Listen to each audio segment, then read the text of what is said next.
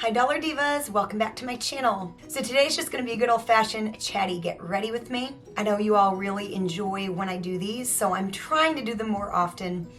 I don't think I've really gotten any better at that, but I'm still always striving to try to do more of these. So today's chatty get ready with me, I'm gonna be using some Dollar Tree makeup. Most of it's not new, but I do have a couple of products that are new. And if you are new to my channel, my name's Jessica, and I love to do a lot of dollar store oriented makeup and shopping content. So if that's your thing, you are definitely in the right place. And you might see some like steam on this side of the screen. I have my humidifier right here next to me because I've been trying to just kind of breathe more moist air.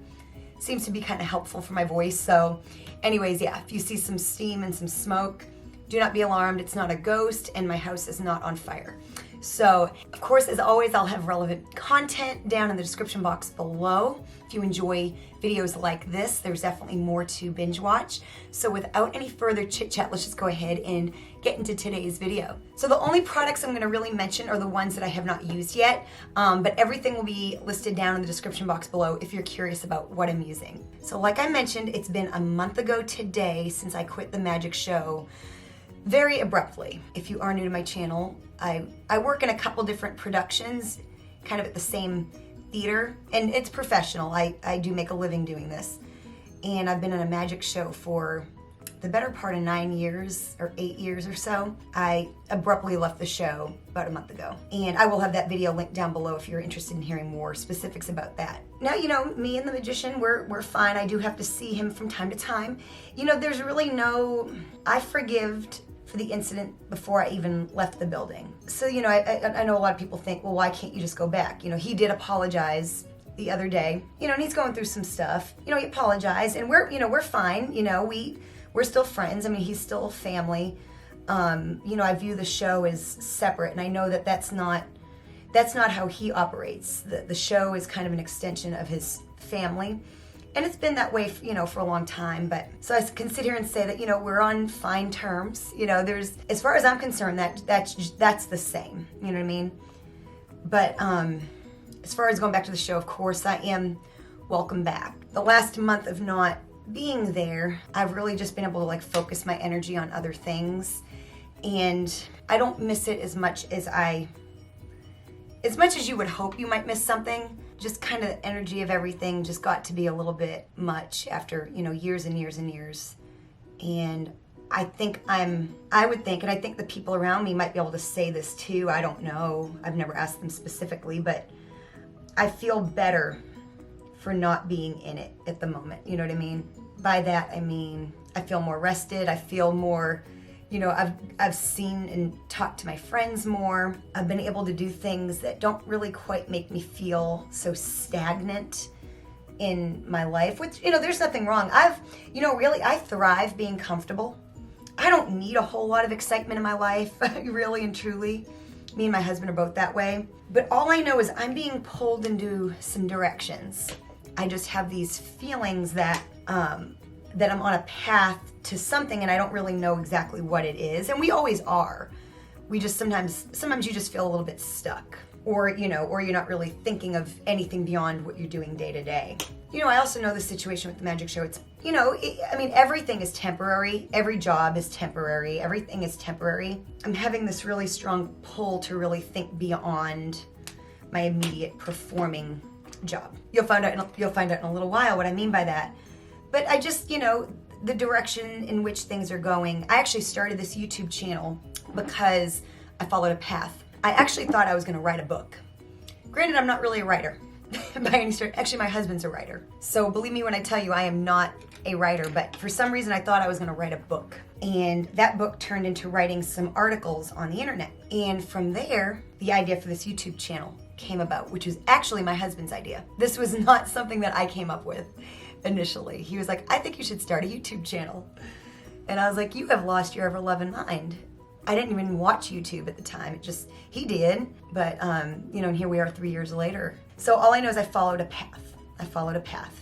And I don't know, I just have a strong ability to follow things like that. Even if they seemingly don't quite make sense, even if someone else brings it to me and I'm like, I don't really know, I think you've lost your mind, I can, after a little bit of thought, I can kind of sense the path and be like, you know, there may be something to that, you know.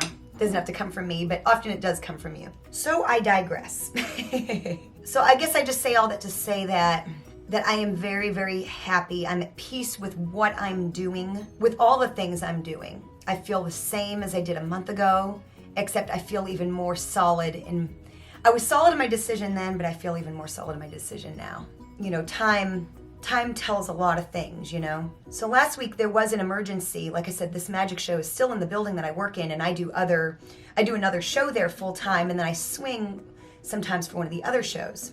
Swing, that means fill in, like I'm a understudy. And it's just enough work for me. It's not too much, you know, compared to last year. I was a little overworked. It was good. I needed that after the COVID year. I think I've explained that before, but it was just a little too much, and my voice can't really handle it. And it was just too much. It didn't leave me really a lot of time to really do YouTube, and this is a big part of my future, I feel, all that kind of thing. So anyway, so I'm still in this theater and we do other shows. The magic show has a time slot. Well, the magician that I worked for, he had a major family emergency. So, and you know, it's okay. We'll cancel shows and that kind of thing. Usually if there's a small attendance, we call up a few people and try to reschedule them or refund them, that kind of thing. But there was like 250 people. Like they were with like tour groups, like bus groups. And generally that's like an older crowd. And you know, they were there to see the magic show, and they'd seen, I think, the other 2 shows.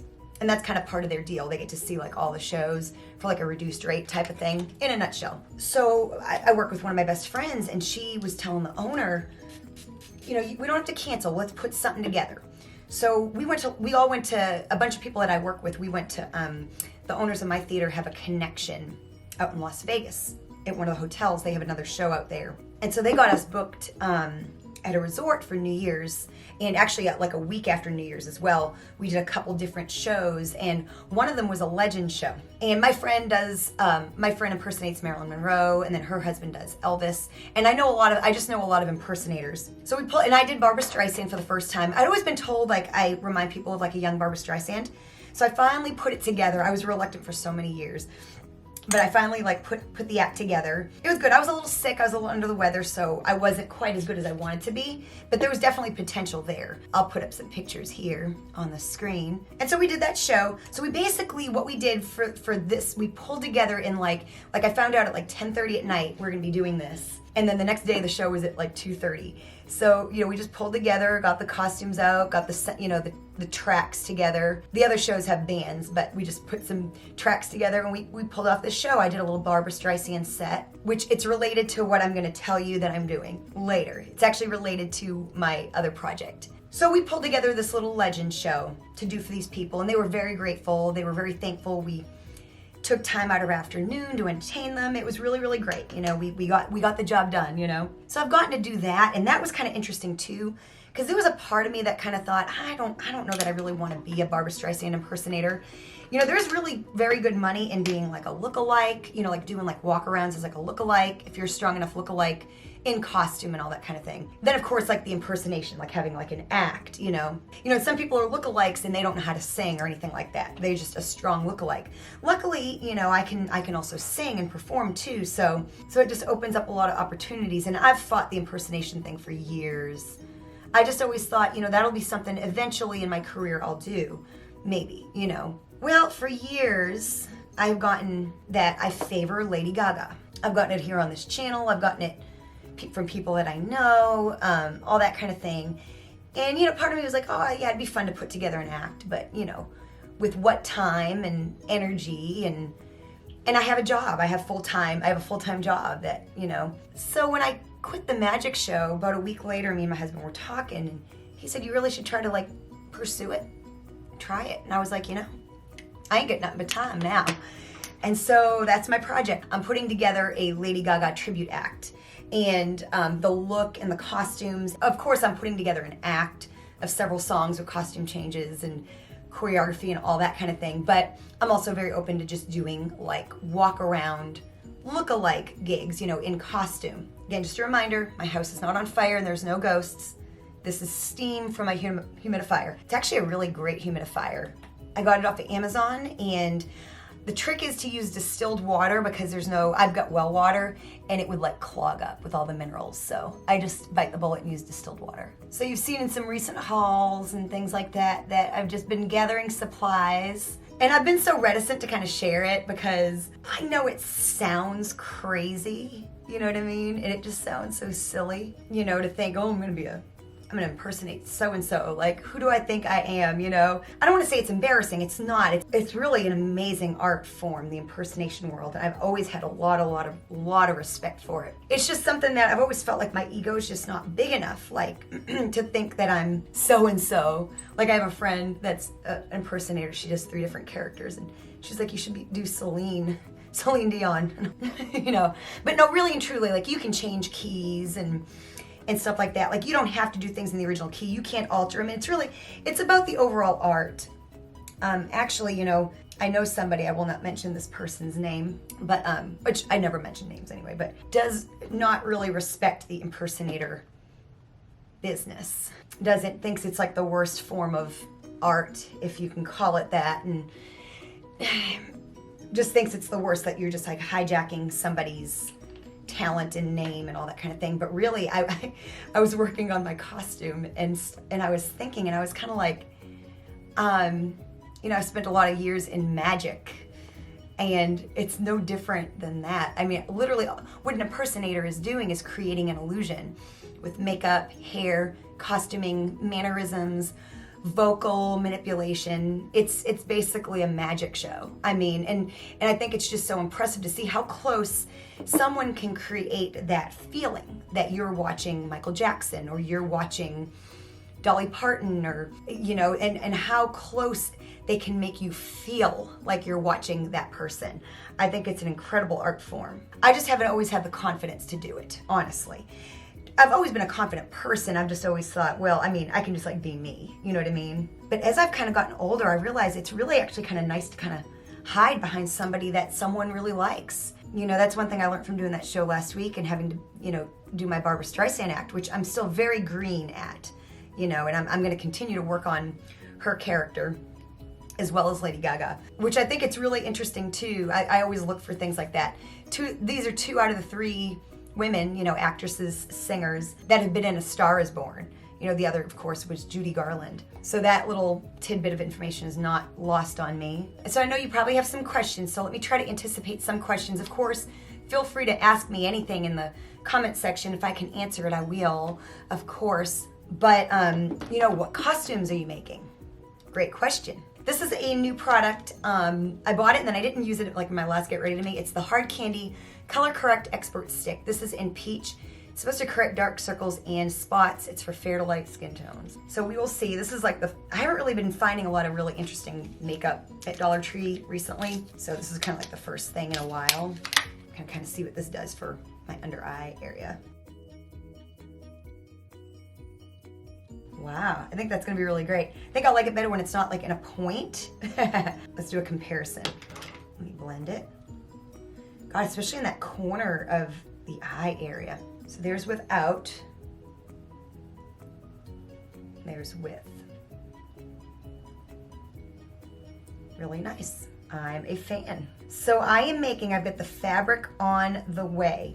And I am documenting all of this as well for a possible vlog, but I really don't want to be that person. Like, I know like a vlog is like the easiest way to kill a channel. So it might be something on TikTok, it might be an Instagram thing, it might be just like a one video where I do the entire experience, and I might wait until I get some kind of a job or something like that. I don't really know. All I know is I'm documenting it. But anyway, so I'm planning on 3 costumes. The first being her Super Bowl costume, the Versace like bodysuit and the boots.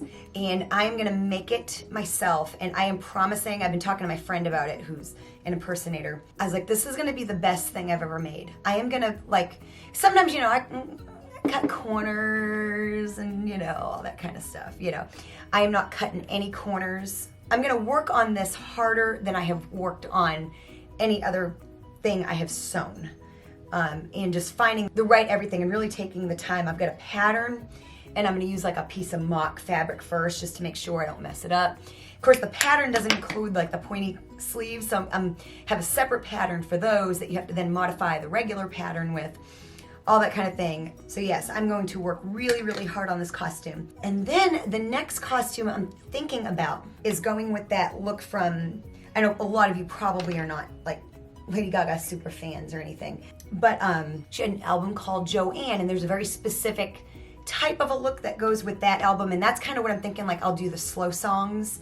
I've got this all thought out in my head. I don't play piano, but I'll have to kind of pretend that I do. But I'm thinking have like a pink cowboy hat and then like a sparkly, like a long sparkly jacket type of a thing. And then for my final costume, and I'm thinking the bottoms will actually be under the sparkly coat, but I'm thinking of the second costume that she wore at the Super Bowl, like the white, of course I'll have a picture up here, like the white like shoulder pad thing with the little sparkly bottoms and the boots and all that kind of thing. So that will be kind of like the bottoms will be underneath the jacket is kind of what I'm thinking. That's kind of in my mind. So that's kind of easy. I've actually already started making that top. That was what that vinyl was that I bought, that white vinyl. And luckily I'm not an extremely modest person, so these costumes are kind of right up my alley. You know, like they show a lot, but they don't. You know what I mean?